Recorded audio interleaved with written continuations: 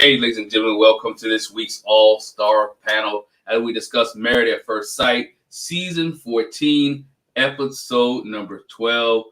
Man, it seemed like is this season over yet? Is this season over yet? We're still going on and on and on. I'm Glenn from Jack and Glenn. I'm Jackie. And we have on the lovely, I'm going to let her introduce herself. We have the new look for us today. So yeah. It's still me. It's still me. I am Talisa Ray. I have now dubbed myself as the resident single person when we're in the group, because I realize everyone is actually actively married. So I'm the resident single person. Yeah. Nah, you're fine. Definitely. We were all single at one time, and again, you were married, so you understand. I do more than I'd like to. Sometimes I'd be like, "Well, this is a lot." I'm being triggered. Right. Definitely. Man, this week it was up and down. Some of it was a snore, some of it was good. Let's start with this couple, because this couple. Let's start with Mark and Lindsey. I want to start with Mark and Lindsey because this right, my man Mark was fed up.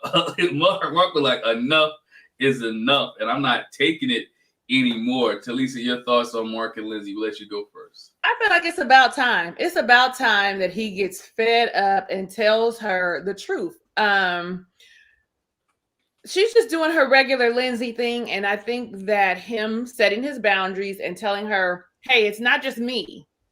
It's both of us. We're in this together. You need to communicate better. I need to communicate better. You and I both need to be more self-aware. And don't touch me. Like, why are you touching me? It feels real aggressive. Don't touch me. All of that, I think, just was a catalyst to her. I don't know, being, okay. My thoughts are all over the place. I feel like what she wants out of him is a good boy. She wants a lapdog. I want you to do what I say. And when I say you are wrong, just agree with me and say, you're right, I apologize. And then we move on. But also in the process, correct that thing that I don't like. And then we'll be good. So I remember when I was a little team Lindsey, but now I think that she's just really ridiculous. I'm no longer team Lindsey. Lindsey can just go on about her life as far as I'm concerned. Her being upset with him about him accidentally drying her shirts, her $250 whatever, it happens. It happens. He was doing the laundry and now you're mad. You're like, oh, well, don't do my laundry or whatever. Like, it was an honest mistake. And he just takes the abuse so often. So when he came out of it, and I kind of thank his friend for that, for saying, you guys lack communication and you guys need to figure out how to get on the same page. I'm glad that someone else said it. Like, he may have known it, but he needed to hear it from the outside. Like, this is what your problem is. And then for Lindsey to be so namaste, so zen, for her not to understand what he was saying when they were having the conversation was really probably like the turning point. Well, I've probably been turned. But it was, I'm not hearing what you're saying, because he wasn't blaming anyone yet. He was just saying that we need to get on the same page, communicating. We need to talk and figure out how we move forward. And for her just to cut him off and say, here you are with no accountability. No, ma'am, it's you with the non-accountability. It's you that aren't self-aware. And then for him to say, like, I want to say something, but then I'm afraid because the way she perceives it, the way she perceives what I'm saying is not how I'm saying it. And then I have to worry about, now I'm yelling and she's triggered and it reminds her of her childhood. All of that for me was like, girl, go get some therapy. Go talk to someone professionally. I just was like, I'm not going to do this with you, Lindsey. Not today, not now, not ever. So from here on out, it's a no for me. Every time I see you, you can even be doing good. And I'm going to be like, girl, you probably do have a good spirit, but you need some assistance and you need to seek that before you start seeking a relationship. Yeah. I mean, now you find definitely, to me, she's jealous of the cats. Her jealousy of the cat. Now, mind you, it was this man's cat that he had been with. Oh, yeah. She's jealous of the cats. And I know I made a crude joke on our thing, so I'm not saying it, but she, he's mad. She's mad he's touching that cat. I'm just put it that way, right? Because she wants him to touch her and be around her. But again, we're not communicating. I'm not feeling you sexually, right? Yeah. I'm not. You have a nasty attitude. You have a nasty mindset. We didn't just argue during that day. You know what? You don't do it for me right now. You're not doing it for me right now. You just want me to get along, and there's no emotional attachments to him. Yeah. You know, for the shirt situation, man, we've all messed up some laundry. I done shrunk a sweater, right? So like baby size. It wasn't intentionally, and I used to run a laundry, so I know how to do laundry. So it wasn't intentionally. It was just it happened. It'd be folded up in the clothes, and it just happened. She should have been. Sometimes she needed to be grateful for the fact that even though he has no job, he's doing some stuff around the house. I think even when we get to Stephen Noy, we talk about that. Mark is pursuing to look for a job, but he's doing something. He could be there doing nothing, scratching his toes, whatever case may be. But she doesn't seem like she appreciates anything that he does except for when it comes to her. If he's not doing it for her, it is not good. And she wants him to just bend over backwards and do everything for her. Now, because he's a grown man. In this grown man's case, as you say, that he has a lot going on. The last thing on his mind is to romance you during the middle of the day or to do what you need to do. His mind is like, I need to find a job. Okay, this process ends in about 3 weeks. I don't have an apartment to live in. I don't even know if I want to be committed to her. Me and my cats have to go somewhere. I really didn't get all my stuff out of the other apartment, so I don't know where I need to get this stuff. And on top of this, she added all this extra pressure to me. I don't know. I may want to just bow out gracefully and call it a day. And that's all this that Mark is that's on Mark's mind throughout the day. And he already feel like I can't get right. I can't do nothing right. He needs to go see counselor during the daytime. He needs something.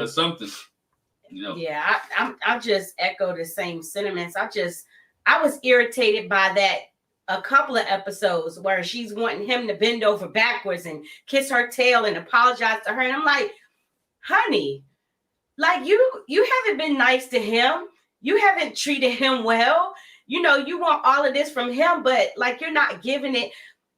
Like you said to Lisa, I feel like that she's trying to mother him. He don't want to be mothered. I don't want you to wipe the food off my face. I don't want you to make sure my eyebrows are straight. I don't want that. Don't touch me in this moment. Like, I don't mind the touch, but in this space, like, yeah, just I'm trying to talk to you. And she's just not hearing him at all. At all. Like you said, she just went right to, that's right, no accountability. No, how about, can we just talk? Can we just talk? Can I just say, I don't like the way you talk to me. Yeah. I'm talking about how I feel. This is not a right or wrong or who did. I'm just telling you, I don't like it. Yeah. So I just can't say I don't like it. What she could have done is said, and then you don't want to do tit for tat, but they say to him, okay, well, there were some things that I wanted to talk to you about too. And this, as opposed to, well, you do this, and I was just like, man, and then with the little photo shoot or whatever, I was like, oh my gosh. I mean, it was a cute notion or whatever, but I mean, she was like, I'm done. I'm leaving. I was like, well, dang. And the photographer, I was like, you got somebody coming. Oh, yeah, sure. I want to sit on a couch and fake like I like you. He was just like, I mean, I know where it is right now, but we did get the photographer to come. Just saying. It was your idea, but they just... Yeah, they're draining me. She's really draining me. She was draining me before, but even more so now. I want to touch on the photographer thing situation real quick. She was willing to waste her money, right? Right. I'm going to say their money, right? Waste their money on the photographer for the cats and all this, and then she's going to bail. I'm sorry. If I pay for it, we can go through this. We're going right? We're not going to waste this money because I'm thinking like a dude because you've already wasted money in a grocery store. So we can touch on that because we can touch on that. Yeah. 40% over our budget, right?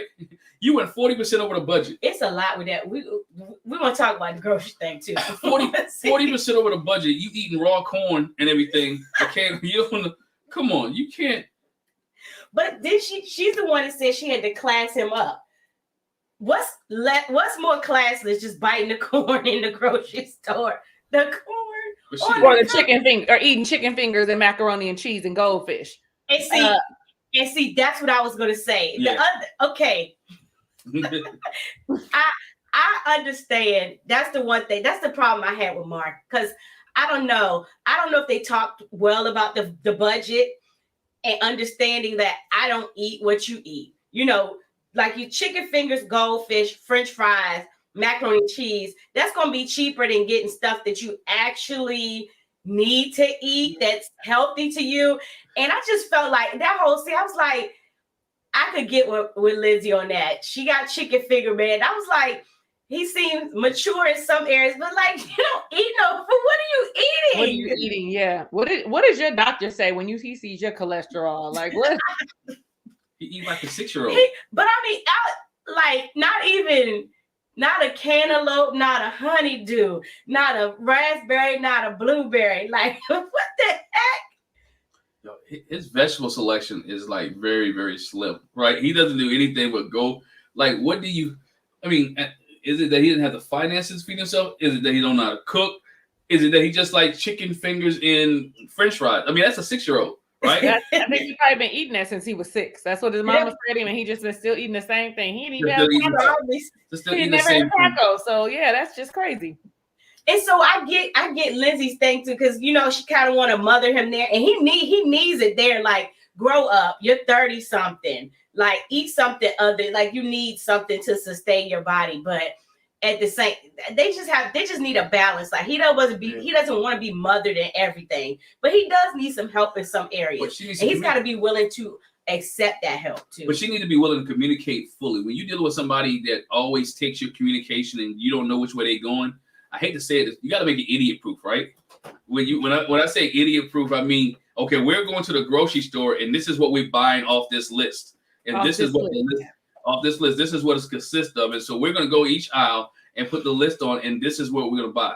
That's what you have to do as when you're dealing with somebody like him. Okay, what do you want? Or they talk about meal prepping, right? So because this was on their list too, it was on the whiteboard, meal prepping. What meals are we making? That's what tells us what we need to buy. Yeah, exactly.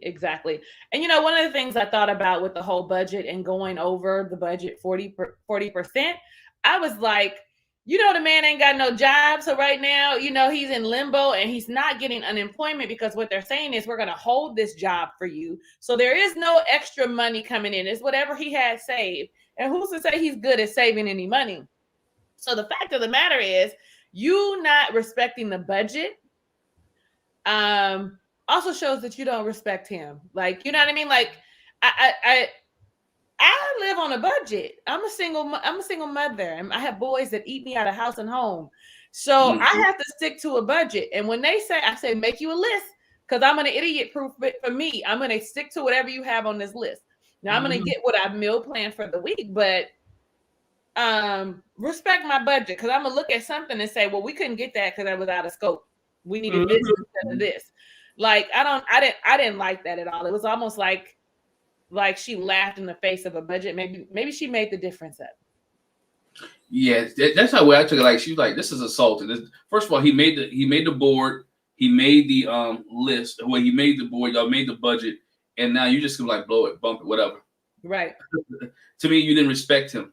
And it may be the fact that, like you said, it may be the fact that he doesn't have a job, or that she thinks he can't do it for himself, or goes back to what Jackie said. She's trying to be that mother to this grown man again. You know, it could be all those things tied into one, where Lindsey is like, I don't care what you say, because she was the one that didn't want to do the board. They did the board, but they both didn't fulfill their commitment to what they wrote down on the board. Mm-hmm. And she had the nerve to be upset about it. Like, it was only him by himself. Hello? Right. And when she talked about that, like, unplug time, I was like, y'all's unplug time is not fun. He does not want to unplug and sit in silence just with you because you end up in an argument. No. Yeah. And I think that's where they're thinking they have to commit to something. And they have not yet committed to anything, to how to do something together. And I think that's where the experts come in, that they need to make Mark and Lindsey somehow work to get on the same page with each other. They're not. She has her own scope of what he is, and she has his own scope. And what she's doing is really pushing him away. When he was talking to Steve when it was on the beach, he was like, man, I can't see it. I can't see myself on decision day saying yes. Because again, who wants to come to a home every day you fighting over the simplest things, right? She was mad because the cat was in the bed. He's not touching her. He's spending more time with the animal. You know why he spend more time with the animal? They don't talk back. They don't talk. They don't talk. Not like you do. not only don't they talk, they listen. Mm-hmm. Right? They listen. She doesn't think about all the conversations that you see them. She very rarely listens to him or let him get a word in there. She's cutting him off. She's doing. He doesn't want to do that. He doesn't want to deal with that. Mm-hmm. No guy or woman wants to deal with that. And that's where her, I don't want to call it abusive, but that's her lack of empathy comes in for him. And empathetic too. At least this episode, she didn't bring up the hazmat suit thing. You know what I'm saying? Yeah. Right. Thank God. Thank God for that. But again, you have to show some empathy in this relationship. And she has for her to be in the profession she's in, and all the empathy she has to show. I'm really doubting it. And all the empathy she has to show, she's doing too much. And maybe she look at it, this is my husband, I don't have to show that. But that should be the person that you show it to, more so. I'm really doubting it. She's really coming across as Nurse Ratched. Maybe she's not that kind to her patients. I don't know. Right. That's what I'm thinking. She might not be kind to them. And I see y'all in the comments. I know it's people that don't eat vegetables, but you really should. You really should eat some fruits and vegetables. It's all been put here for our health and our wealth. That's just a side note. I'm off my RN license stuff. But everybody don't eat all types of vegetables too, because there's some I can't eat peas. I can eat peas every day, but I hate peas. I don't like peas. They're too mushy. I don't do the mush in my mouth. I don't like it. Yeah. I might eat it in some like fried rice though, because it's masked with the carbs. Girl, I picked it out of that too. I picked it out. Yeah. All right, where we heading next? Yeah, let's move on, because that was much, but that's all with Lindsey and the typical foolishness. It's foolishness, but I do like this. I'm gonna give Mark credit that he did take time to do the board in the first place. I have to give him that, and she didn't respect that that he did this. She kind of respected it, but she's still looking at it like, oh, what's this? To me, when you come in the house and your spouse is trying to do something different, be open-minded. And I think she has a trouble with being open-minded. Yeah, she's not open-minded at all. It's her way or no way. Yeah, I agree. Yeah. Let's move on let's go to knowing Steve, because we're back to the money situation. We're still back to this job situation. Noi is petty in this episode. Big petty. Noi is real petty in this episode. She irritated me like why are you so petty, right? Even when the man is asleep in the bed, the dog is laying there beside him. Your dog, because again, he appreciate the fact that he didn't came a long way, because remember, Steve didn't want no dog. He didn't want Sushi to sleep. He didn't want Sushi to sleep in the bed. He didn't want none of this stuff. So for Steve to be laying in the bed, Sushi still at the foot of the bed, and you can see they're building a relationship. And you still sleep. Mm-hmm. Look at him. He lazy. He lazy. Look at him. They both lazy. They still sleep. She wasn't playing. She was 100% serious. She was hating the fact that Steve can still lay in the bed, and why she still has to go to work. Yeah, she was like, I'm over here working all hard. They're still in the bed. She's very passive aggressive. Very passive aggressive. Very much so. Yeah. I just couldn't. To me, I was like, okay, this guy's situation, and y'all dig into it deep. If he sleeps, if he gets up, he does all this. What's the issue?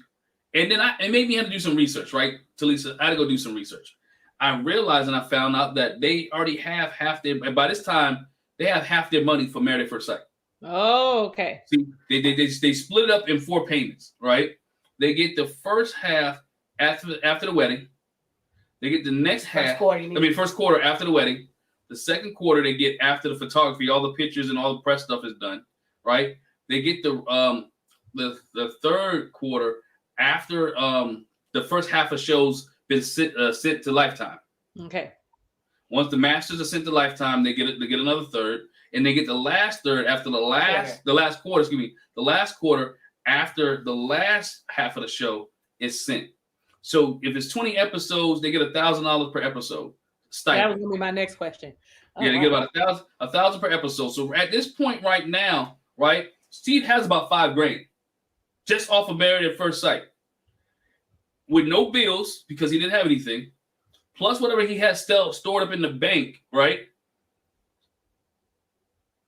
Bro, like, why do I gotta go to work? Because I don't even know if this is gonna work out. I'm with you, because I think about them on that beach. I go back to that beach with Mark and Steve, and how Steve says, I don't see what the problem is. I'm doing all of the housework. I'm cooking for you. I'm cleaning. I'm taking out the dog. That's not my dog. But I'm also playing 3 to 4 more times than you at the house. So for me, that is evidence enough that you should be comfortable when you guys are over and move in together. Because that I'm uncomfortable. I don't want to move into the apartment has everything to do with him not having a job, and nothing to do with her not wanting to move in with him, because they've been there now 30 days or whatever. Mm-hmm. So you're comfortable. You guys have a routine. The problem is you're afraid that you're going to end up being financially responsible and paying for the apartment. And you don't even have the guts to open up your mouth and to share what is uncomfortable for you. Mm-hmm. You're just going to sit there and just keep saying, I'm uncomfortable. I just don't want to do it. I want to wait 2 months. And I just thought you are full of yourself and think that you have a lot of options that you do not have, which you are already clear of because you're here on Married at First Sight. And this man is putting forth serious effort to make this thing work. Mm-hmm. And when he talked about, I'm thinking about when she talked to Sriracha, her sister Sriracha. Whoa. Honey, listen, both of them got on my nerves. Sriracha came in. She don't even like Mike, not Mike. What's his name? Steve. She didn't like him from day one. That whole, well, I came as Michael and now I'm here as Sriracha. Let me see how he responds. How else is he gonna respond? He's gonna be respectful. Like, she already has a vendetta. She had a vendetta out for him in the beginning. So sitting with her sister was not helpful. They both sit up and complain. You can see that they nag and complain about everything. Like, that's what they do. That's who they are innately. And I ain't like that scene. I didn't like that she was like, oh, in a month? But she didn't tell him that you was the one that was googly-eyed in 3 days, ma'am. You didn't say that. You didn't say that you were googly-eyed. I mean, there were so many things wrong with Noi. Like, I give her a lot of grace because I just be like, she's stupid. All right, you know what I mean? I do. I try. Right. But I'm not like, now you're stupid and you're petty. And you're actually looking your nose down at this man that has a lot going for him. And you're not giving him the opportunity to show it. I'm sorry. I'm just talking, y'all. No, you're fine. Go ahead. You're good. But I think that was one of Jackie's points too, is she was mad at the fact that Noi wasn't like, I said I loved him after 3 days. So she took it like it was all him and not her. Like, come on, your sister should know you and know that the fact that, hey, she should have reciprocated. I told him I love him too. We got together. We do well together. The only issue is he doesn't have a job. Because she never says he doesn't have money. No, she never says that. She never says he doesn't have money. She always said he doesn't have a job. And what people equate with is no 9 to 5 means no money. That's not necessarily the case. Right. And so that's what she always implying. If you don't, and then I don't want to move in with you too much. To me, that one of my favorite movies, What's Love Got to Do with It? Ike and Tina, right? Yeah, and there's a scene in there where Ike told Tina, you have more excuses than a man going to jail. Right. Noi has more excuses than a man going to jail. And none of them make any sense. Like Steve said, we've already lived together for 2 months. The only thing that will make you not come live with me is that you don't feel safe and secure. That'll be the only thing that make you not come, because you say you love me, you say you care about me, we're doing well together. The only issue you have is money. But what if we don't know if Steve got rid of his house. What if he moves back into his old house, wherever he was living at, right? He moved back in there. We don't know if his house is paid or not. Elijah one got a house. You know what I'm saying? So what if Steve already paid for his house? He was smart with his money. So there's no house bill. So now you're back in the same situation you were in at Married at First Sight. You're not paying rent. Now everything that comes in is a plus. And he can still, like he was telling Mark, he still can maneuver and do his things that he's doing and still provide. I think you mentioned it when you was talking. He said he takes care 3 or 4 times as much as she does. Mm-hmm. That's a big deal. I'm here for it. Hello. Yeah. You're not working. Come. You want to come take care 3 to 4 more times, and I'm all for it. And you cleaning, and you want me to contribute in the cleaning just to clean one of the bathrooms? I can do that, and I'm gonna clean the one that we don't use that often. Lady. That's the same thing Glenn and I were like. He was like, they probably pretty much use the same bathroom. So how much is the other bathroom getting used? And I felt like you too. I was like, for a quick second, I thought Sriracha was like, oh, come on, Noah. You never cleaned up when we were in the house together. Right. But then it flipped real quick. I was like, oh, you taking jabs at him too. Oh, yeah. Okay. Why don't he do something? Get a job. And I'm like, this is, I didn't like that Noy didn't tell Sriracha, I said I love you first. You noticed it just like me. I was like, oh, how slick are we? Threw him right on under the bus. And we forgot to say that I said it first. And I felt some type of way when he didn't say it back. And again, that goes to tell him why you don't feel comfortable moving in together, because you've told him you love him, you have a good time with him, you appreciate him, you appreciate what he does in the house. I didn't like that they try to make it like, well, he should be cleaning up. It ain't like he got nothing else to do. I might got something else to do. I might want to go cut my toenails. You know what I'm saying? I didn't like that shade, but yeah, I was like, just tell him again. I feel like the only time she really told him straight up when they sat down was Pastor Cal. That's the only time. And if it's still on your mind, I'd just say it again. I'm thinking about it again. I like everything about us. I'm sorry. And tell him what she told us. I moved to Boston to live with somebody. We broke up. They left me high and dry. And I was stuck, and I don't want to get stuck again. Right. I'm not saying you're going to stick me, but that's a cross I have to bear. I don't want to get stuck. And I'm so sorry if I keep putting that on you, but I just don't want to get stuck. So please show me something, because I like you so much. And it's not that you don't have money. And I might have old world views. And I think that a person needs to have a job. And forgive me for that, but I'm stuck there and I just need some help, Steve. Just say that. And so I just don't feel comfortable combining our lives, because you sound stupid. Y'all at the end of this, y'all would have been living together for 2 months. Yeah. She don't want to combine. 2 months to then go say, I need to go to my own place. We've been doing everything. We living together. We sleeping in the bed together. We've been doing everything. And then you want to go back to your place. That it's plenty of married couples that don't live in the same. Stop. No way. Stop. Then why did you come on Married at First Sight?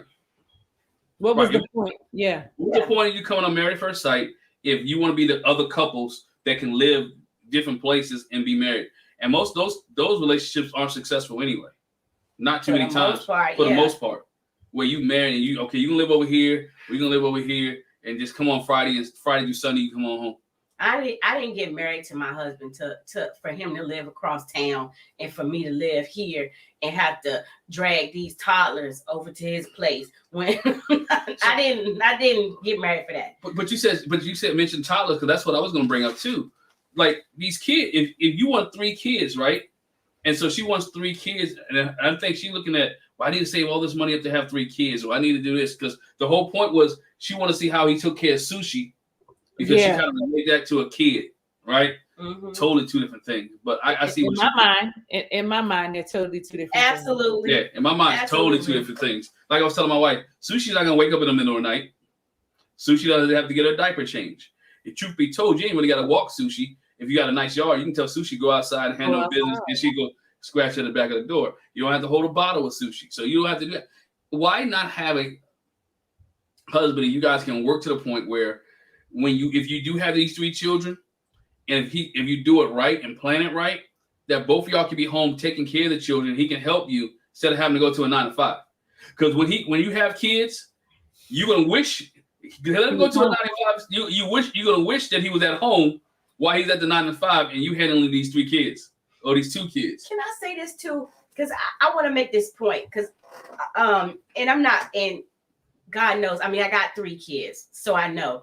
But I think a lot of times some folks, we overthink the children thing. Because I know people that ain't got a pot to piss in nor to throw it out the window, and they don't think twice about having no kids. It ain't expensive. They ain't count. So I think when we get all intellectual, when we get all grown and sophisticated, then we be all stuck on how much it costs to have a child. And it does. You got to buy formula, you got to buy diapers.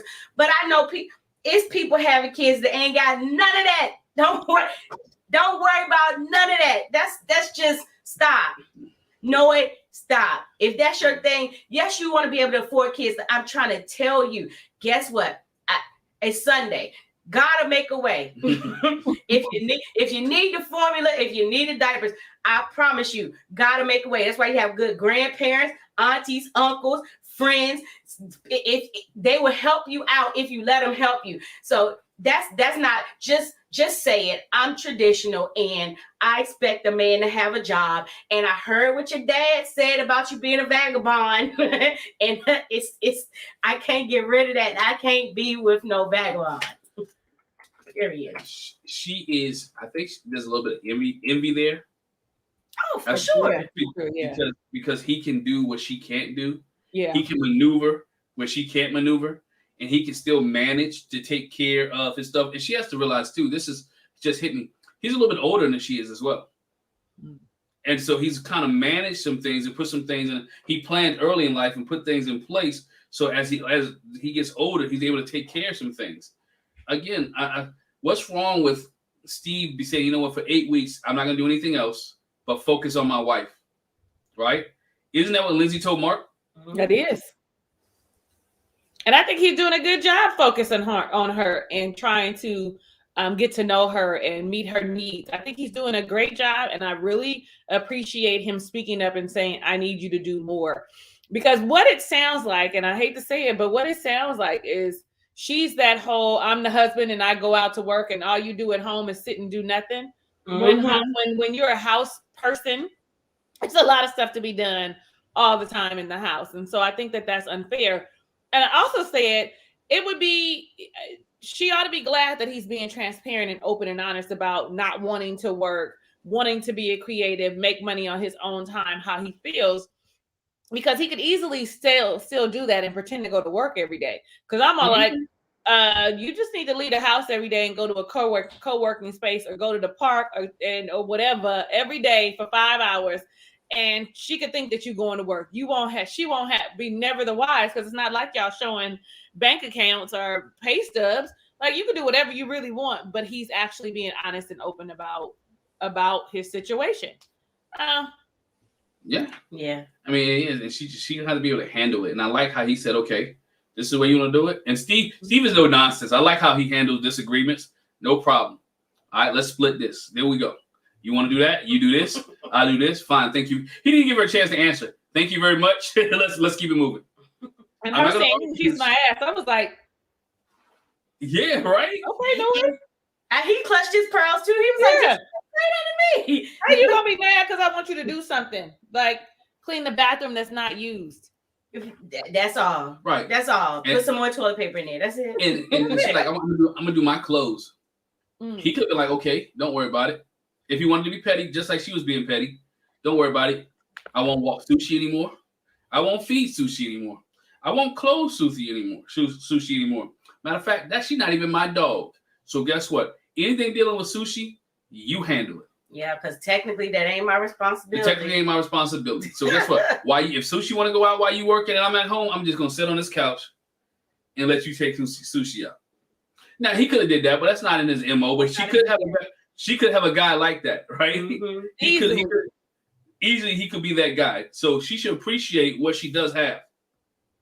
So when you do get it again, and from Steve's perspective, he needs to at least give her a clear answer of what he's doing. Meaning, I'm going to ride this thing out for 8 weeks, and then I'll get a job, or I'll show you my finances. I decided that during this process, I wasn't going to get a job because I was financially taken care of. My house is paid for, my car is paid for, whatever. I'm just making an assumption. I don't have any bills, right? I'm going to assume this dude, because he was gone for 4 months. I'm assuming he doesn't have any bills in his name. Maybe a cell phone bill. Maybe, yeah. Right? Maybe a cell phone bill. Yeah. Credit card bill, something like that, right? So again, I can ride out another 2 months because I got X amount of dollars in the bank. I believe they set it on after party. He's sitting on about 40 grand. All right, he's sitting on 40 grand. 40 grand for 8 weeks, unless he snorts coke or something like that, he good. Right? 40 grand for 8 weeks. 40 grand for 8 weeks. He good. He ain't gonna blow it, huh? He shouldn't blow that, right? He should be fine. Now, is 40 grand enough to last him a lifetime? No. Right? Is 40 grand have to replenish is 40 grand enough to last him the year? No. But 40 grand is enough to keep him on his feet and sustain their household for a while. It's like an emergency fund, right? His 40 grand is an emergency fund to keep him afloat until he can find something else or another thing hits off. And honestly, that 40 grand, if she decides to walk around, that 40 grand will last him a little while as a nomad in his van. Well, I don't know what gas prices right now, but nonetheless, you know what I mean? He could probably go and be just fine on that 40 grand without having all the overhead that you would have of being a husband. All that's so he's all like, whatever. And then, like you said, that when you talked about the 40 grand, I thought, and it's going to have to be replenished. Guess what? That means he's either going to have to get a job or there's something that he's creating right now that he's going to sell, but know that he knows that money has to be replenished. People who save that amount of money do not like that savings to dwindle either. They want that savings to stay up. I don't want it to get below this number. So I got to figure something out. And I don't think that she doesn't have the bandwidth to think further than the right now moment. So I'll be corrected. Sharon corrected me. Oh, okay. 40 grand is what Steve needed. What Noy needed to see. Said, what she needed to see from him. So she needed to see 40 grand for him. 40 grand a year in Boston, not a lot. What his job is, from if he's the engineer that he was, he's making at least 120 grand. I was gonna say easily get him a new job. He could in a few months he could have that 40 grand because his, they make money. They make money, and if he's got experience, because we're talking coming in 110, 120 on the low end, the experience that he has. I wish I was in IT. Right, and how much work he puts in. Again, I hope when they meet with the experts next week, they can hatch all this out, right? Yeah. When we see the experts next week, they'll be on next week's episode. They really need the experts just for the financial piece. And I've said this all the time. They need to add a financial expert. They have a sex expert. They have a sociologist. They need to add a financial expert to this panel to help these people out, or they have help these people out financially. Go ahead. Oh, I was going to say the only other thing I want to add too is from the husband, as far as Steve goes, like, because I'm going to say Noy's not completely wrong, right.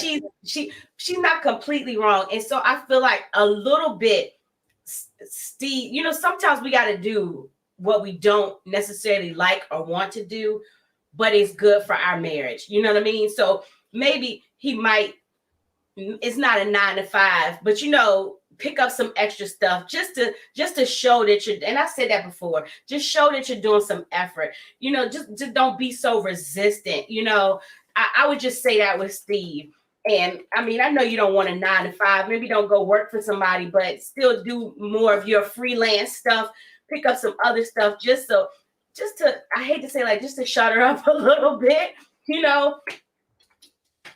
We both need to do some compromising here. And I'm not saying you got to commit to it for a 10-year career that you don't want to be in. I'm not saying that. But, just for a little bit, like, you know what?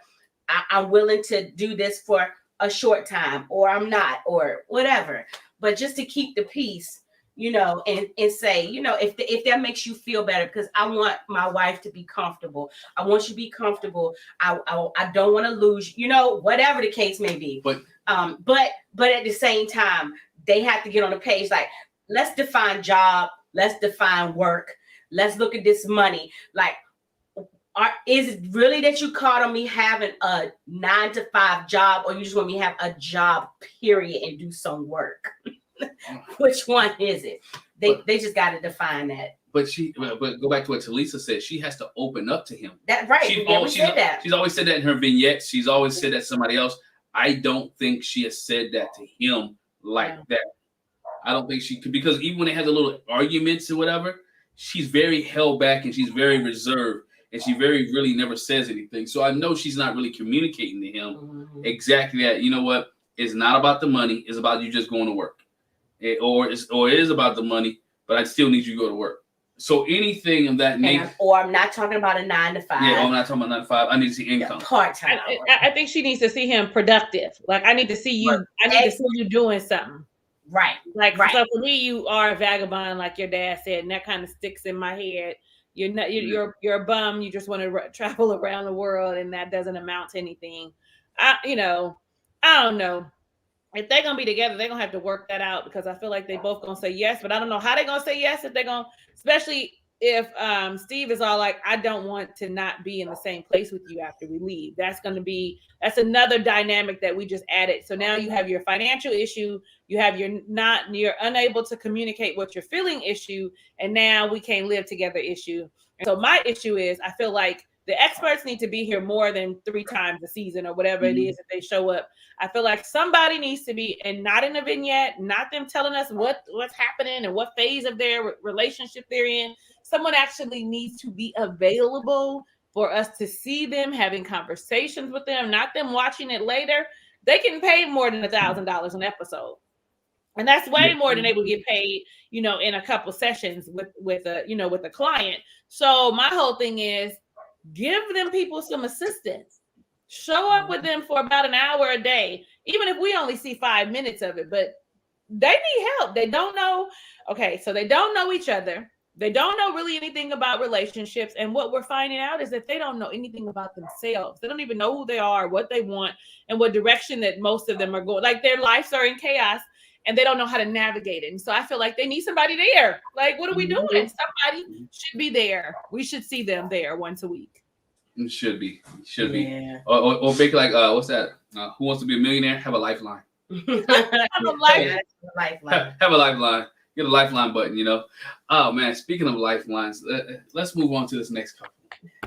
I want to talk about 2 weeks in a row. We saw some happiness. Jasmina and Michael, 2 weeks in a row. That's a record for them. 2 weeks in a row, no argument. She ain't cuss him, anything like that. And Michael was real patient and real kind.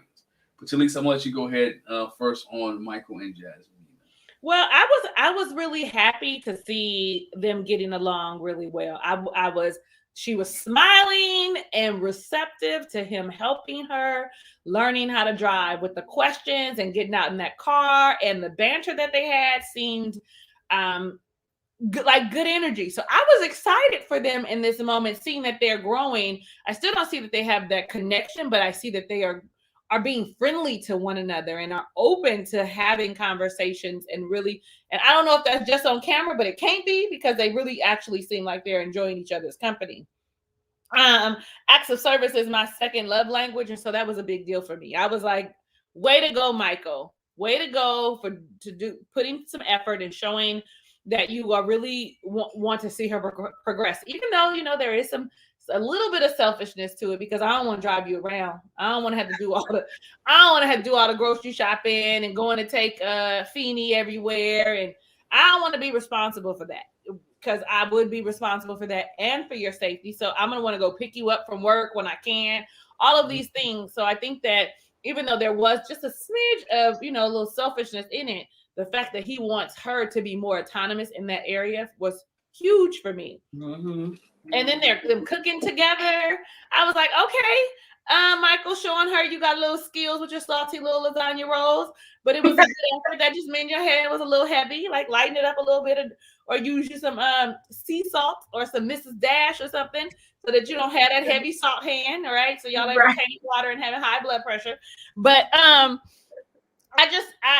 was really happy with the two of them. I don't really have much to say. Oh, I even in talking with the sister and the mother, they actually both spoke really highly of the progress that they're making. Even when she said, I don't get that feeling yet. Like but I'm open to it. I was happy to hear her say that I'm open to it. And I think I believed her, because her mom didn't say, nah, you lying, girl. I see it in your face. Because if anybody would know, her mother would know, right? I've raised you. I know who you are. I know what your personality is like. That's why I'm asking for your pros and your cons, because I know you can't get away from that. And I also liked two things when it came to Michael with his sister Claire. One of the things was the fact that he was able to say, if we keep moving forward, that's great. But if we step backwards, I'm out. I know that this is my line in the stand. If we start moving backwards, I don't think I'm going to be able to say yes on decision day. But I also like that Claire told him, okay, so you want affection and you want some kind of physical intimacy, start small, like very, very, very small, like minuscule small. Like don't go overboard and try to kiss her on the cheek even. Like maybe hold her hand or something, or touch her arm. Don't go overboard. Don't go behind her and try and like help her do something. Don't do none of that. Do easy stuff.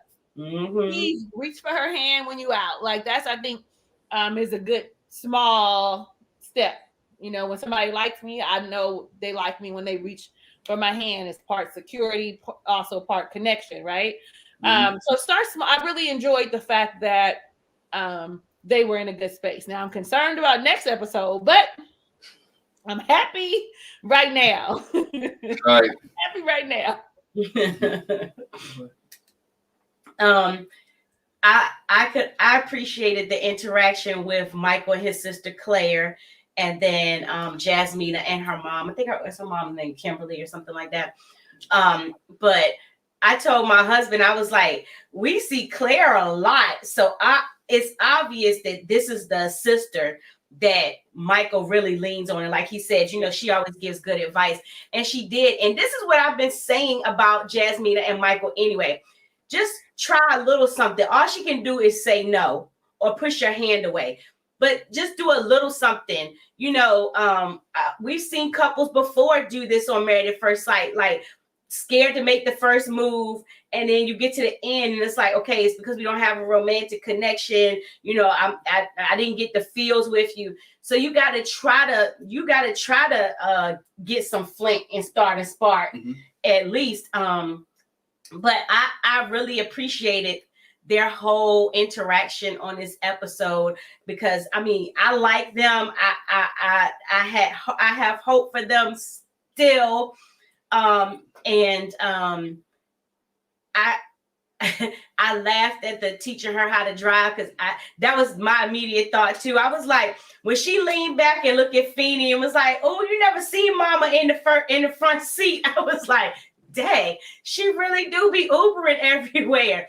And he thought about it and was like, yeah, let me help you, because I can't get off from my job and have to rush over to your job across town to pick you up. I'm gonna need you to help yourself, and let me get you off the bus and out the Uber. So it was a little selfishness there, but at the same time, again, I think that built a connection that he cared to, and he wasn't. He was holding on for dear life, but he wasn't like, what you doing? Wait, no, don't do that. He was very kind and gentle when it came to it. Just take your foot off the accelerator. Gave her nice instructions, which we know he doesn't have a tone anyway, but he didn't have a tone at all. He could have been like, good Lord, you jerked me. Don't step so hard on the accelerator. Don't push so hard on the brake. He didn't do any of that.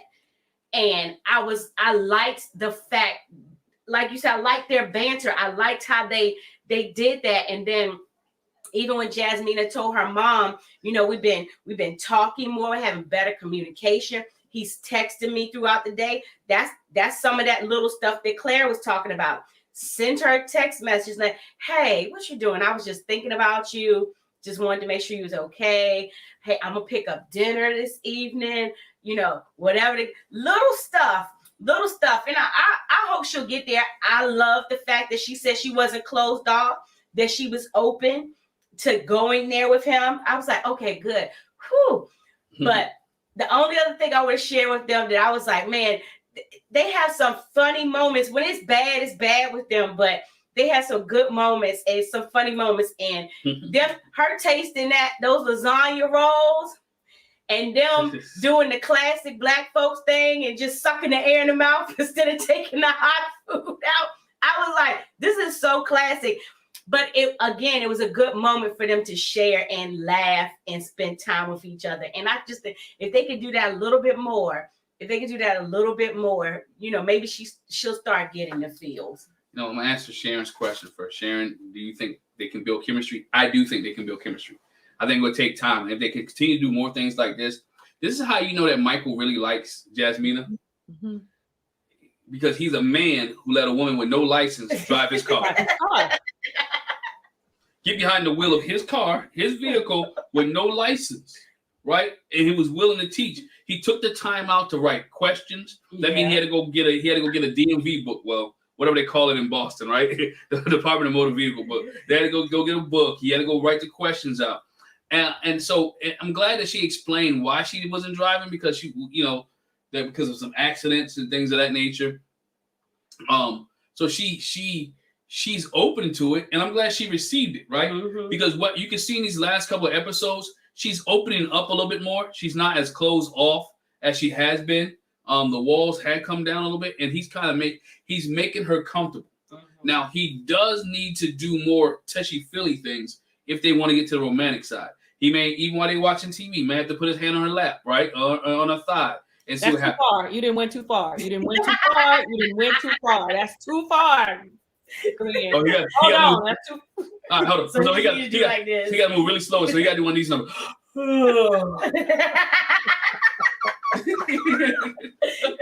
But yeah, you know, just a little, Yeah, I thought she gonna curse him out. Hold on. And I'm sorry for the armpit things. I sweat a lot. But so you know, do you just scoot closer on the couch. Yeah, maybe not a hand on top. Maybe just touch thighs on the couch, like arm shoulder to shoulder, but don't touch her with your hands. Like I'm with you, Jackie. Hey, but you know, but the other thing is, you know, so he can't pull out like Gil did. You remember how Gil with Mirla last season? He rubbed her feet. So you don't think she would? And if he came out and he started rubbing her feet, you think she would pull her feet away? You'd be like, nah, Michael, don't touch me. So I mean, I don't know about that, because the foot rub, I let a stranger rub my feet when my feet they try to stop me in the club. I let a stranger rub my feet, so I don't know. That one's a hard one. I don't know. Or even like a back rub or booty rub. Now, I don't think not a booty rub. No, not a booty rub. Now I don't think she would mind if he was like, you know, if he rubbed on her back, you know, or that's why I said they're gonna have to do what they told Haley and Jacob to do. So greet, you know, when she comes in, hey honey, you know, or he might that might be too much too. But we're not at pet name level. But even when they sleep though, if he just takes his arm while they sleep, they spooning, right? Maybe I don't think they be spooning. I don't think they spooning. I think they are back to back. They went even back to back. He might need to stretch his arm out, like you know, you face sleeping and you throw your arm over there. Don't do it. Don't do it. I say no. Don't do it. Yeah, he may come back with a no. You just turn over in the middle of the night and don't spoon, but you know, just. I don't know. This all seems a bit much for Jasmina. I'm all over here nervous, like he gonna do it. And shit. Like, it ain't even happening. You know, but you know, they're both awkward. I think it is bad that we're sitting here like, yo, this bro can't do nothing. But she should try something too. I'm not gonna put it all on him, but she should try something too.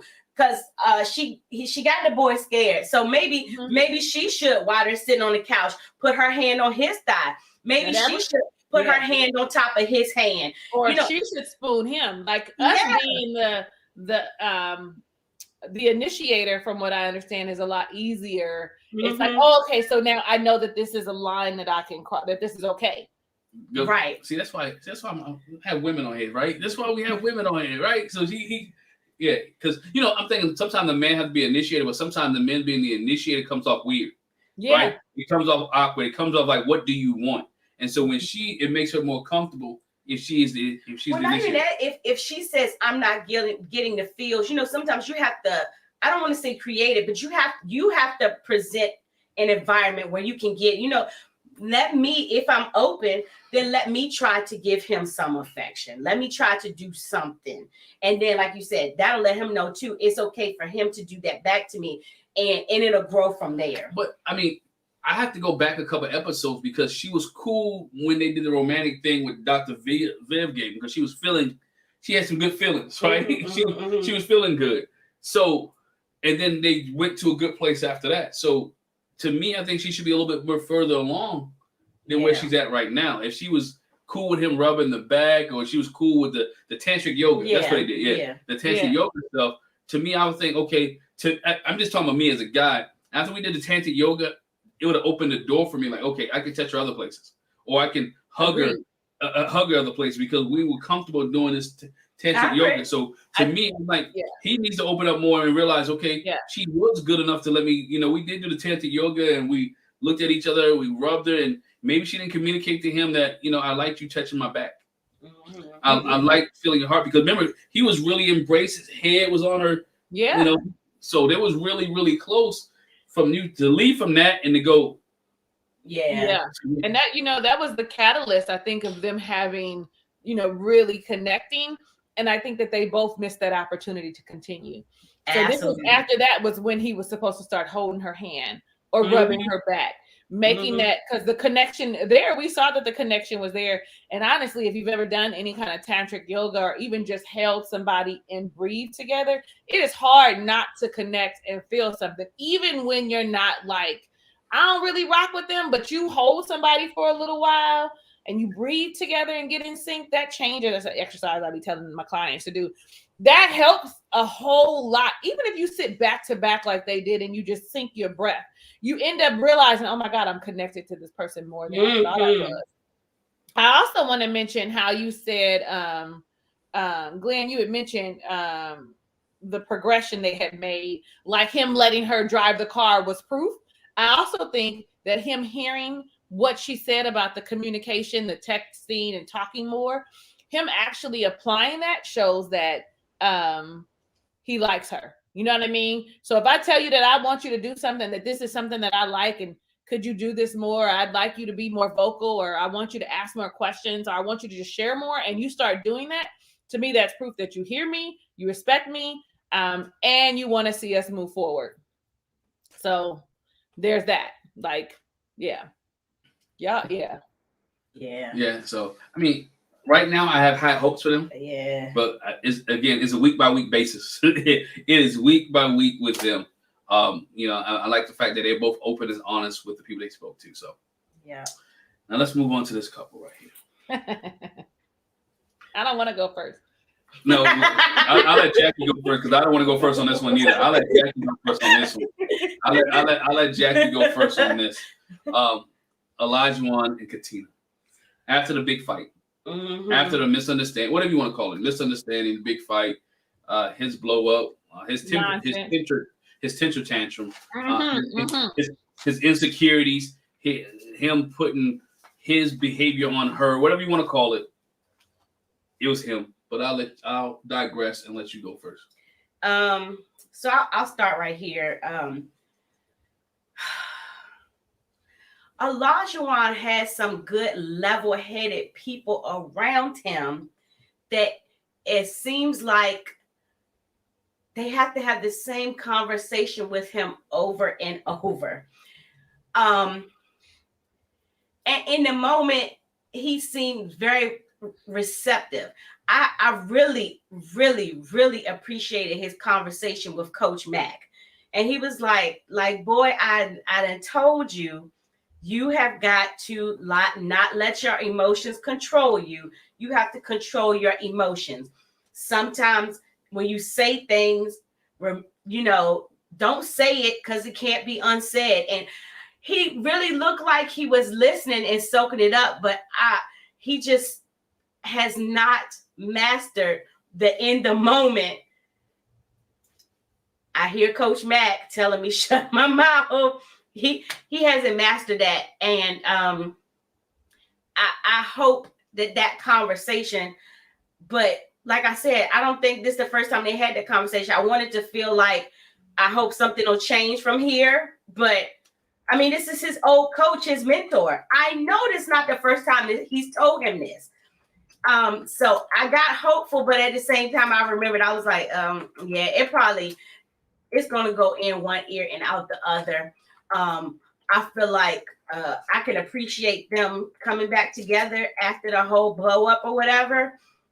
He owed her way more of an apology than she gave him. She might could say, well, yeah, I apologize but overall, like, Olajuwon should apologize for jumping the gun, apologize for talking reckless out his mouth, apologize for projecting my boundaries on you. You know what I mean? He has so much more to apologize than she did. And we understand each other better now. I was just like, and them talking to, we laughed. Her going to talk to Jasmina and Michael. I know some people are like, well, that's the last couple I would go to talk to. But Michael, I feel like is very level-headed though. I feel like Jasmine is one of those people that she can see from the outside looking in, but she doesn't see very well in her relationship. So I can't say that she was the wrong person to talk to when it comes to that. And then sometimes she just needed to vent. She just needed to vent too. But overall, Katina and Olajuwon, I was just like, that whole thing didn't even have to take place. And the way y'all made up, I don't even really like that per se, but okay. In my opinion, she forgave him too early, too soon. Oh, I forgot. Oh, go ahead. That's the other thing. You told me I forgave. That's the thing that I did not like that Olajuwon said to Michael. No, I don't feel like talking with her about it now. I want her to sit there and think about how her husband felt and how it made me feel. I want her to stew in it. I want her to learn a lesson. You ain't that girl's daddy. What? You trying to teach her a lesson? We doing this. We doing that again. We doing that again. So I'm glad you said that. It reminded me. That irked me so bad. So bad. And I'm usually for the bros. I really want bro. I feel like I'm for black love, right? I'm for black love. I'm for people doing the right. But for him to say that part, you're not a parent. You're a husband, right? What lesson are you teaching her if you was wrong in the first place, right? What lesson are you trying to get to her to do and to understand when it was obviously a mistake? She wasn't cheating on you. She wasn't going around the corner talking to somebody else. She didn't give somebody else her number. She didn't do anything. It was an app that was hidden on her phone that was not open. If you had enough, I won't say sense. I don't call it. If you had enough sense, you'd have looked at the last time it was open, right? The last time that she had opened the app. If it had not been open since we've been married, then what's the problem, right? Because your iPhone keeps dates to the last time this app was used. Because that's how it comes. Sometimes you get the message on your iPhone that you need to free up space, get rid of these apps because those are the ones that you don't use a lot. I'm sorry. Maybe I have a lot of apps on my phone. Y'all haven't seen that message yet. I've seen that message, right? So you can look in there and he could see that. So he's still taking it. By the time he talks to Michael, he's still taking it as is. She's wrong, and I can't believe she's wrong. But in a sense, I kind of forgive her, but I still know she's wrong. But I'm never going to admit that I'm wrong. Right? I'm never going to admit that I made a mistake. I'm never going to admit that I messed up. I'm never going to admit that, you know what? It was, I blew things out of proportion. I let my impulsive behavior take control of me. I ruined this dinner for everybody else. Because remember, after his discussion at the dinner, everybody else had to leave early. They're like, no, we're gone. So he would never admit and apologize to everyone else. It's amazing. That's how he is, because he wanted Lindsey to apologize to him directly, right, for the behavior at the airport, but he was not willing to apologize to the rest of the group or to his wife for his behavior, for something that she did not do, for something that he assumed that she did. He was 100% wrong. And he was 100% wrong, and he should have told her, you know what, I made a mistake. I'm wrong. Please forgive me. I shouldn't blow up as much. Now, here's when he talks to the coach, who's a mentor, right? The coach gave it to him, but he didn't give it to him like he should have gave it to him. There's a lot more discussion that need to be had there. Elijah Wan, I know you're newly married, bro, but you need to listen some more. You need to understand your wife. You need to stop being a hothead. You need to not blow over, to blow up so easily.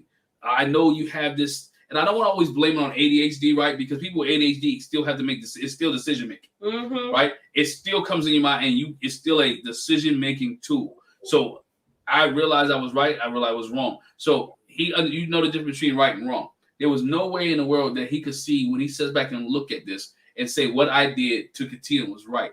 You have your wife in tears and downstairs at another person's apartment crying. Which she said she never does. Well, she never over an app. That's a whole different issue, because people who hold so much stuff in, those are people that blow up, right? Because she holds so much in that eventually, if something's not fixing this relationship, somebody's gonna hurt somebody, because she cannot take it. It's gonna be so much for it. It's just gonna explode. So she has to be able to understand, and he has to be able to understand her feelings and emotions and needs. And she has to understand, look, I can't deal with him on this level. It was a lot. And then for them to reconcile, I wish we'd have saw them reconcile. I'd like to know how that conversation goes, because Elijah Wan was slow to say, I understood where she was coming from. Right. When it came to that part where she was like, oh, I understood where he was coming from, he was real slow to say, I understood where Katina was coming from. I don't see how she came to the conclusion that she understood where he was coming from. As a guy, I still don't understand where he's coming from. Again, that's immaturity, right? Maturity would have said, you know what? I don't see a profile. I don't see a phone number. I don't see the last date that it was open. It was before we got married. Just because you have it on your phone, we cool. By the way, you know what? I don't feel comfortable with you having that on your phone. Can you please delete that if you don't mind? I've deleted all mine, and I'm really committed to this marriage. Can you please delete yours? See, it's all about how you say things and how you present it to that person. I'm done, because, yeah, he made me hot here. Everything y'all said, everything, all of it. I echo your sentiments exactly. Every last piece of it. Specifically, when he talked about, I need her to think about what she's done. That's what you tell your child. Your child goes, you go in there and you think about what you've done. And when you come back out, you tell me what you did and you apologize for your behavior. That is what my father, who loves me and didn't want to give me whoopings, right, would say to me. Sir, that's not okay. That's not okay. And someone in the chat has said, no one ever holds him accountable, never holds his feet to the fire. They always say he means well, and they give him a pass. Meaning well and your actions are entirely two different things. I can mean well, but do so much damage to you with the words that I choose with you that whatever you mean, it doesn't even come across. It's the same thing with Lindsey. She means well, but the way it's coming across is not received well, right? I'm one of the people who said, I don't know why they're going to attack Jasmina and Michael. She need to be telling them, look, we got our own issues we're working through. I'm one of them people. But I'm glad that she had someone to have an outlet with. It was important that she had that outlet, especially us seeing her crying. You knew she was at the top of her, she should have been at the top. She should have been like emotionally boiling over one way or the other, either being extremely upset or crying, because crying is just saying, I need to release these emotions. And I wish people would cry more often because it's healthy. If people who don't cry, for me, that's a red flag. Like, how are you managing when things get too full? You should let it out. But I also feel like when Elijah Wan or Michael was talking to Elijah Wan, there was an opportunity for him to say, hey, you were wrong, right? I think everybody tiptoes around him because they're afraid of the blow up. Most people who blow up like that, they bark is bigger than they bite. I got these 2 big dogs in the back, and they be barking at the people when they come. Let the people come to the gate. They're going to back up. Okay. I got to come outside to back up their bark because they're not doing nothing. That's how I feel like Olajuwon may be. He ain't going to bust a grape. Ain't no reason for you to be afraid to share how you're feeling. You know what I mean? Tell him you're wrong. And he can say whatever he wants, and that's fine. But you know in your spirit, Michael, that what he did, how he acted, the way he treated her was incorrect. And when you talked about the apology, first off, let me commend Katina for not having that wig on and having on that scarf, so we can see that she takes it off sometimes, right? Like, come on, girl, we know your hair got to breathe. You got to take the wig off. We take the wigs off occasionally. And so him saying she apologized, and I think he understands where I'm coming from. To hell with understanding where I'm coming from. Definitely apologize for your actions, for yelling at me, for belittling me, for degrading me, for disrespecting me. And not just this time, but for every time after, every time before. And actually, don't even apologize if you're not going to make an effort to changing the behavior. Yeah, you said you were going to fix your tone, but as you can see, he has not fixed his tone. So I feel like she caved in.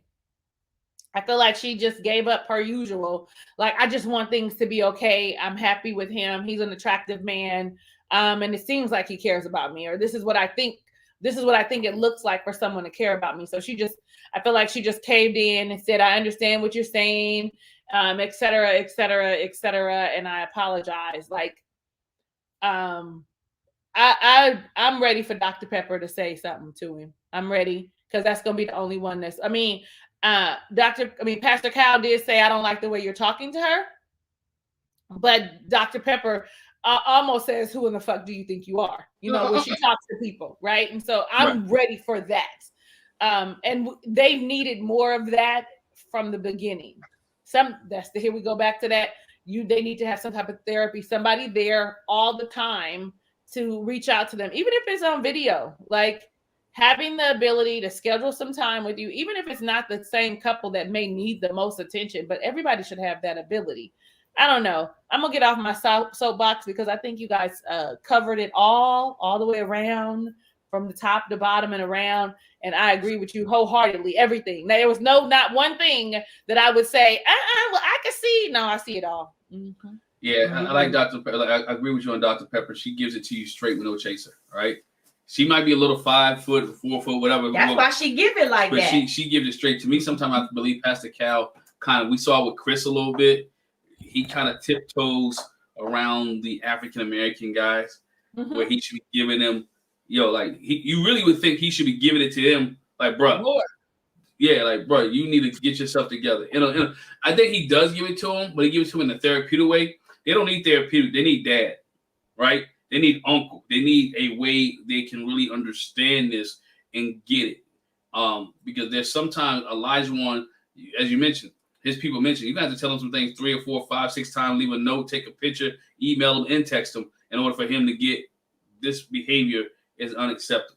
Mm-hmm. And so hopefully that the experts can get that through his mind, that him and Katina could potentially still make it and say yes on decision day.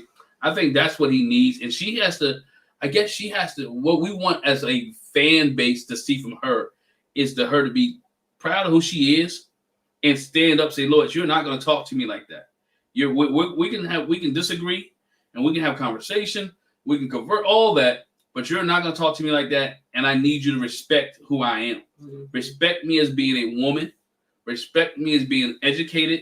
Respect me as being loving and caring. And matter of fact, respect me for being patient, because I ain't go upside your head or call you and call you out your name. Appreciate where I'm at, but I need you to treat me this way. And I think as a woman, she has to have a standard for herself and say, these are some things in this relationship or this marriage I will and I will not be able to tolerate. This is the time for her to lay, in these 8 weeks, this is the time for you to lay the foundation. She's going to have to, but you have to have the cojones to do that. Right. She's gonna have to be built up in that area because she's not used to doing it. So yes, she does need to do that, but lay the foundation. But that's for Mark. That's for Mike. All of them. Steve. Lay your foundation in these 8 weeks, and then you pick. Hey, if it works, it works. If it doesn't, it doesn't. But these are the foundations that we need to keep it moving. Do you think that since we're 4 weeks in, that it's too late for them to lay this foundation? Do you think that the time has passed? Do you think that these people can go back and be like, okay, so these are the things that I need to see from you? Do you think that they have that ability now, or is it just like too late? I don't think it's too late, but I think it may be too. I still just the same thing. They might need somebody to mediate that conversation. So it might be too late for them to do it on their own because you put up with it at this point, and you might have to have somebody else interject and to help that conversation and to help you say, sit there. Do you hear what she's saying to you? Do you hear what he's saying to you? Like, let's change some behavior because the past 4 weeks haven't worked, and I've been biting my tongue, and I don't want to bite my tongue anymore. But I need you to hear me. So I don't think it's too late. But again, just like what I said with Katina, they're gonna need somebody to put that oomph in it to go in between them.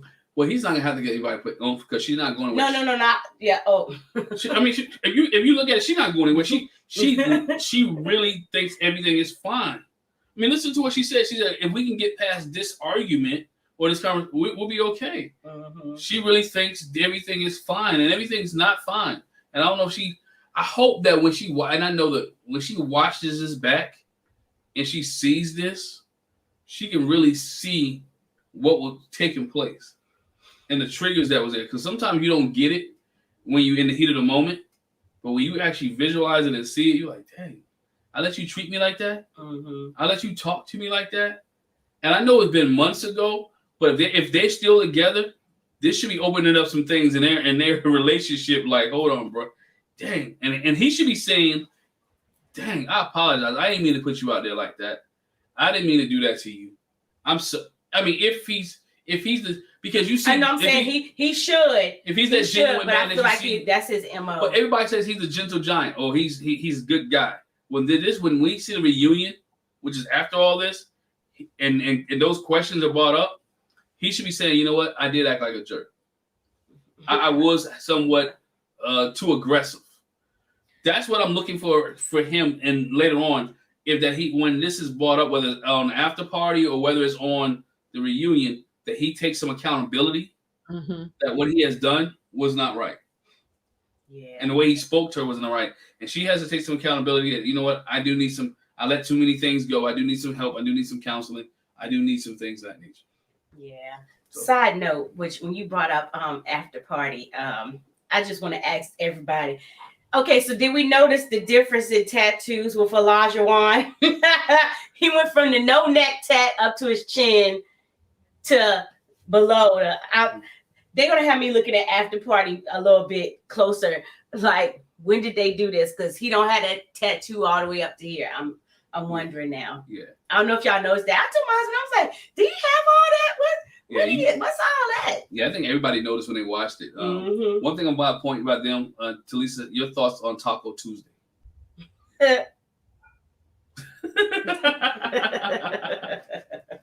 I think she's trying way too hard just to make him happy. Mm-hmm. I don't think, and honestly, I think that she feels like her happiness is contingent on his. Mm-hmm. So I'm going to do this because it's going to make him happy. And in turn, I'm going to be happy too. I think, if they were Michael and Jasmina, I probably would have said this was a great gesture. Toss all that shit in the trash. F them tacos on Tuesday. Like, I just like, Yeah. It was, she was trying to reconcile, but when does he do, what does he do? What does he do that shows reconciliation or effort? I never see it from him. I don't ever see it from him on the show. And I know you guys say she said something about her Pandora bracelet and her charms and all that last week or the week before, whenever that was. But I don't see him trying to make amends with her. So them tacos could go in the trash. I wouldn't have made no tacos. I don't want you to experience what me and my friends experience because my friends love me. You don't give zero fucks about me. Excuse me, but I meant that. And I wouldn't have made them tacos. He could have went and got some tacos and we could have had Taco Tuesday. But I wasn't going. I'm not doing it. The effort that she's putting in, because I'm working consistently and evolving, I wouldn't be putting in that effort. And I'd be definitely constantly saying, you don't value me, you don't respect me. I'm not doing shit. Show me value. It's not reciprocated. You don't see any. If it is reciprocated, if it is reciprocated, they don't show us that side. Right? I don't think it's being reciprocated on his end to do everything for her. And I think that's the issue I have with so many couples, that you don't see the reciprocation in whether it's gifts, whether it's romance, whether it's holding hands, whether it's communication. They have to be. Marriage is just not one-sided. Marriage is a give and take. I know we've talked about on Radio Love, with Sabrina. I have to bring this in. The word submissive, people think is a bad thing. It's not. It's not. We submit to each other every single day. Every day in marriage and relationship, you submit. Because when you don't go in the driver's seat and you and your spouse is going somewhere, you submit to them to get you to point B safely, right? You're submitting to let them. Your life is really in their hands when you ride in a car with your spouse. Because what happened is, if that person say, you know what, today you made me mad, I want to take a left off this bridge. You submitted to them to get in the car. But again, submissive is a give and take. It has to be done one to another. It is both people submitting, loving, showing each other that, you know what, I care for you. And that's what it is. And he's not there yet because he's not willing to give it and be vulnerable for her. We haven't really seen any vulnerability from him. He has not been vulnerable to her whatsoever. And so I think that's what has to be done. He has to show some vulnerability. She's always been vulnerable. And I think he pushes buttons on purpose to make her feel that she needs him. It is a game to him, I think. And she hasn't passed the test or the game yet. And it's not funny. It's not funny. Well, that's it. Talisa, any closing thoughts that you have for us? No. Only thing I would want to say is that I agree with you on the reciprocity thing. In each of these relationships, one person is actually contributing, doing more than the other in each relationship. So when you look at Katina and Olajuwon, it's Katina. When you look at Steve and Noy, it's of course Steve. When you look at Lindsey and Mark, it's Mark. When you look at Michael and Jasmina, it's Michael. There is no reciprocity in these relationships at all, even in kindness. Like sometimes the act of kindness is a big thing. So that's my last thing, is just to agree with you. I'm going to go ahead and say where you can follow me everywhere at Talisa Ray. My journal is now up for pre-order. The price increased just a smidge because I am actually having a publisher publish it for me, which changes the dynamic of everything. I'm excited. I was having some issues with pixels and fixed it last night. So thank you for those who have already placed a pre-order. And I'm going to say this: if you pre-order, you get a little special gift from me. I'm not going to tell you what it is because I'm kind of figuring it out. I'm not really. But you will get a special gift from me as a thank you for pre-ordering. And that's all I got. That's all. No, I'm using Lulu. Maybe I should go check out Scribe. Maybe they cheaper, huh? Okay. Hey, whatever it is, go get it. If you're watching this live or watching it on replay, go get it. Go get it. Go get it. Go get that journal. Okay, I'm good. And that's at TalisaRay.com, right? Ray. Yes. TalisaRay.com. Go. And I made it easy because it's gonna pop up. You're gonna click, and it'll take you over. I made it easy because I know that people were like, "Oh, I can't find it. Where is it?" Well, they probably couldn't find it because it wasn't up, but it's up now. It's up now. It's up Go now. get it. And please go get it. Go get it. Go get it. We're going to get ours as soon as we hop off of here. I'm going to TalisaRay.com. Oh, thank you. Pre-order. Pre-order a journal. Thank So you, thank you, make sure the thank rest of you guys, all 100 of you that are watching, 93 now, whatever, watching, go to TalisaRay.com and get the journal. Yes, you. and Thank you. go subscribe to her YouTube channel. Yeah. And I know it's just us on here today, but we do have other counterparts. They're, indisposed, traveling, or, here, there. But go subscribe to Chloe Johnson. Go subscribe to August Love Story, and even Talisa's friend, Darlinda Tracy. Yes. She joined us, and we thoroughly enjoyed when she was here. Go subscribe. Go support. I'm going to say it like this. Go support Black creators, Black YouTubers. Yes. Go do it. Yeah. Go do it. Go do it. Go do it. And Jet. And go get it. Go get it. Jet, just to answer your question real quick, what made us to go on YouTube is that my wife watched this show and we had conversations offline. So we decided to start doing it on YouTube. So that's why. Yeah. Just something fun for us to do. Never thought we would have thousands and thousands of subscribers. But thank y'all for joining. And hit the subscribe button and the bell notification. So Yeah. Have a good one. have a good one. Enjoy your week. Bye.